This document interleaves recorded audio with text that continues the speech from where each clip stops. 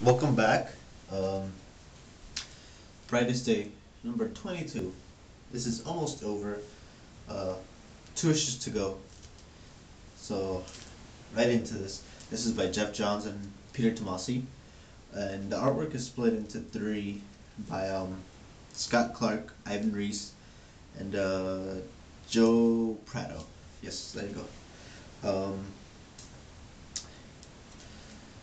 So, like it says in the title, right here, Firestorm versus the Anti-Monitor, and that's actually really all it really is, aside from a few moments of Ronnie, Jason, and the professor, and yeah,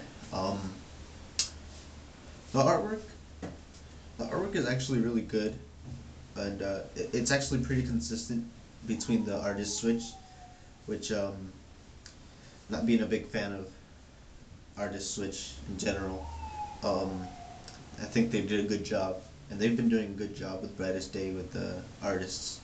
So yeah, um, there isn't much to say about this issue. It was just good. The writing is solid, and definitely if you've been reading Brightest Day, you're gonna want to pick this up. After all, it's almost over.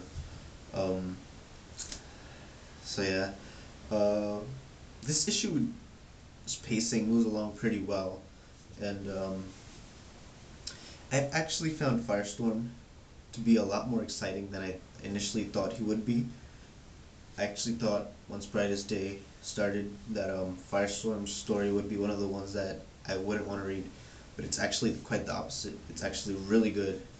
So unlike Hawkman and Hawkgirl, but yeah, it's glad that's over. Um, One of the pluses for this issue is that while spoiler, Firestorm does accomplish his mission, um, it is not the same cliffhanger we've been getting for the past 2 or 3 issues. Um, so I was actually really happy for that. So that's a plus. And while I don't really have many complaints about the book, I do feel like this issue moved along. Everything happened so quick in this issue, and it felt really short. I would have liked more, but yeah, I don't know. It just felt like it just I just read it really quickly. Um, I don't know why. I do believe it's a standard um, issue, so yeah, I just don't know.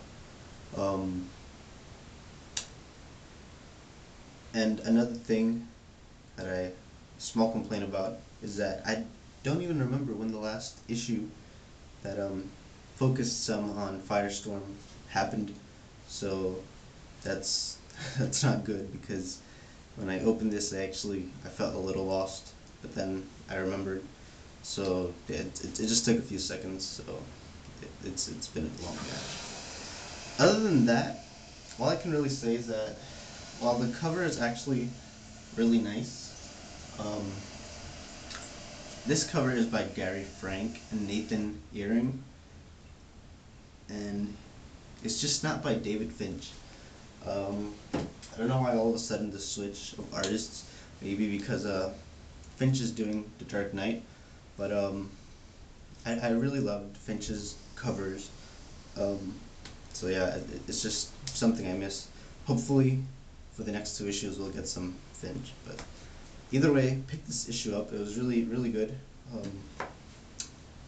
Uh, Aside from small, you know, pickings, but other than that, it was really good and definitely worth a read if you're reading Brightest Day. I would definitely give this 4 out of 5, so it's definitely worth checking out.